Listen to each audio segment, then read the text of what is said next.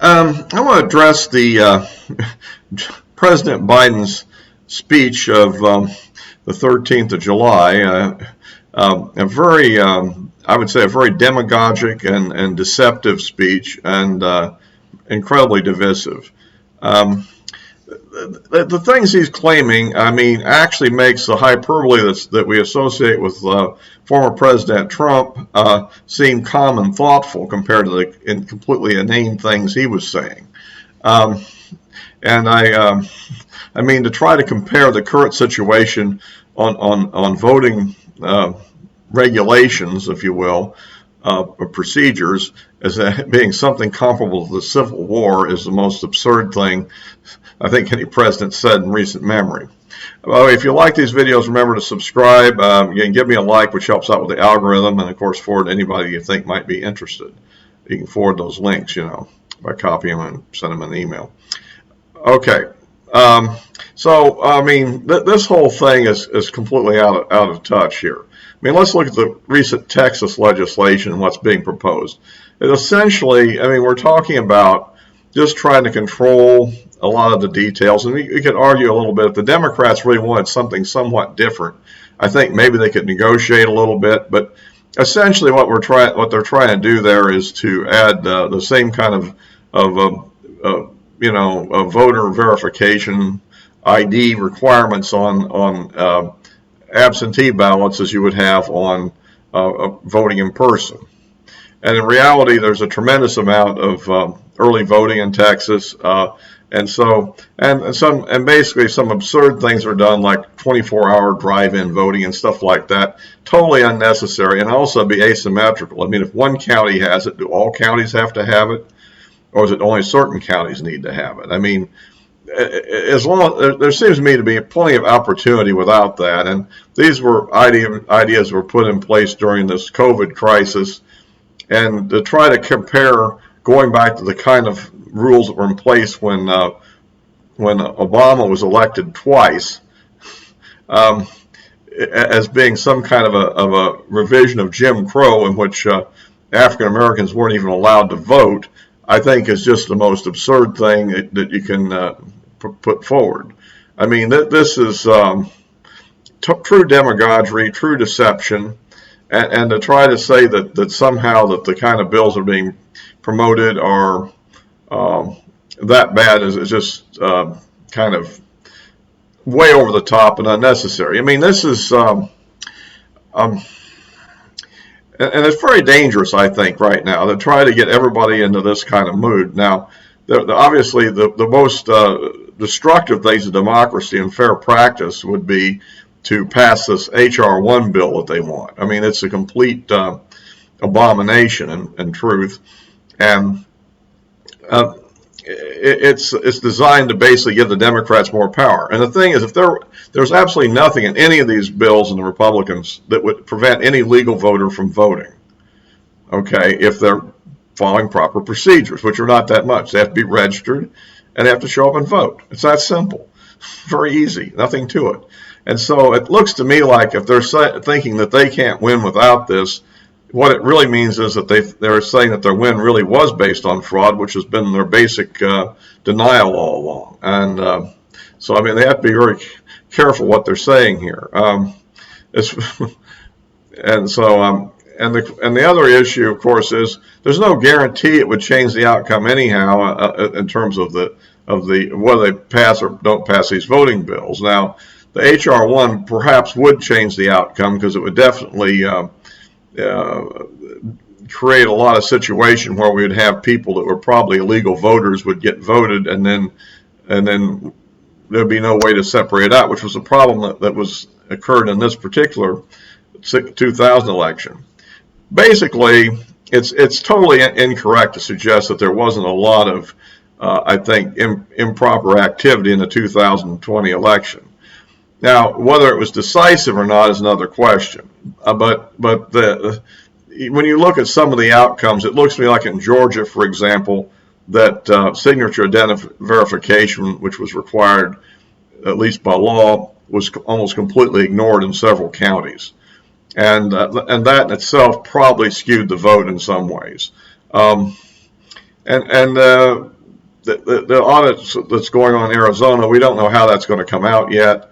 But that was a very close election. And there's a significant possibility that there could easily have been more illegal votes than there were actual, the margin of victory. And on the other hand, I think when you look at a state like Michigan, I think in that case, it's my opinion that probably Biden clearly won the thing, and by a comfortable margin. And even if there was some adverse voting behavior, it probably didn't change the outcome. It should be noted, and I noted even in the early contests of the election back last year, that in fact Trump had actually done better in Detroit against Biden than he did against Hillary Clinton in 2016. So what really has driven a lot of those states, of course, is the degree of the collapse of the independent vote for Johnson, the bulk of which then went over to Biden. And so I don't think that there's a case there. Now, there was some interesting finagling in the laws in Wisconsin, and in fact, I think that one of the challenges came within one vote of winning at the state Supreme Court level. So again, the idea that this was a clean election in 2020 and that it was totally perfect is not substantiated. On the other hand, to claim that there were vast numbers of fraudulent votes or that the machines were doing something to the votes in general was completely false also.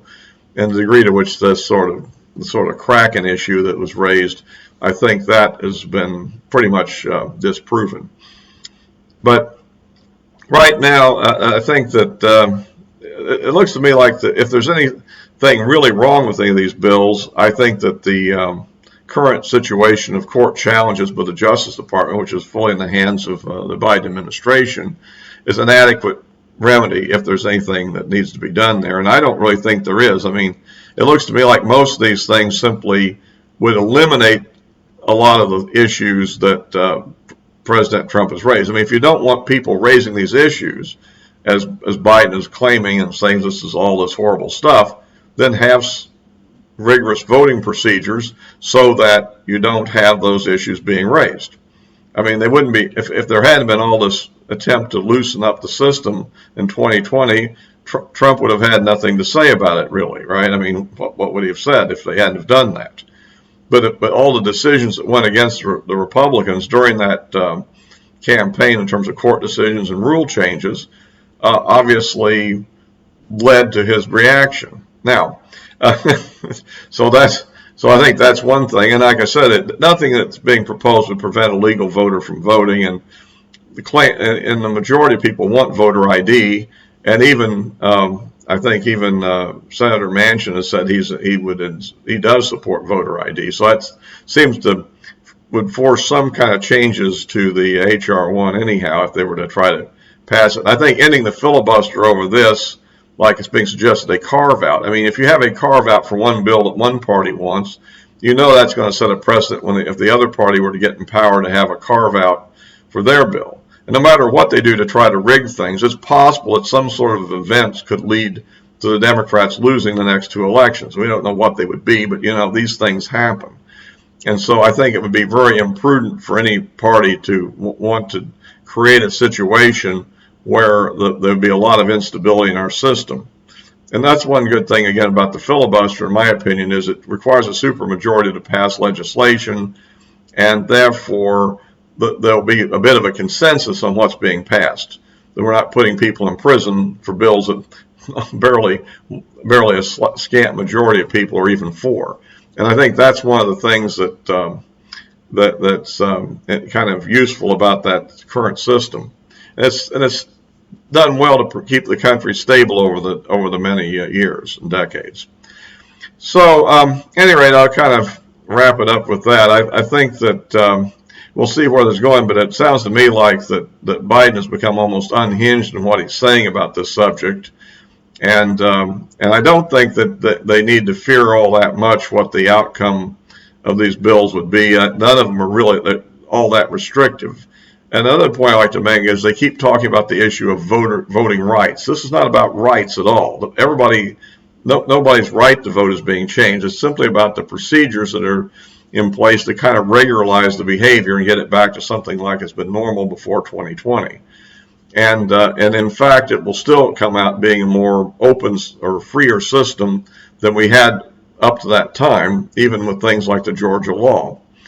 And some of the innovations, I think, like the Georgia law, as I understand, is using the ID number on the absentee ballots, and some discussion requiring a photocopy. I'm not sure. Maybe some state proposals might have proposed that. I don't think that's actually been passed. I don't know of a case where it's actually been passed. I think much more useful would be just to put the ID number on your driver's license or state ID card along with your name as on the card, you see, and then that way the verification would just simply say, is this a valid ID, and does the number match the name? And typically a fraudster would not know of a valid ID and name of a person that the vote was being stolen from. I guess it would leave the possibility of somebody helping somebody consensually doing this or some other specific case, but in general, I think it would be a very good system to give a high degree of confidence and make it fairly easy for the voters. So at any rate, I'll wrap this up for now, but I just think that the Democrats are really being very extreme, and they're the ones that are threatening the stability of the system, not the Republicans.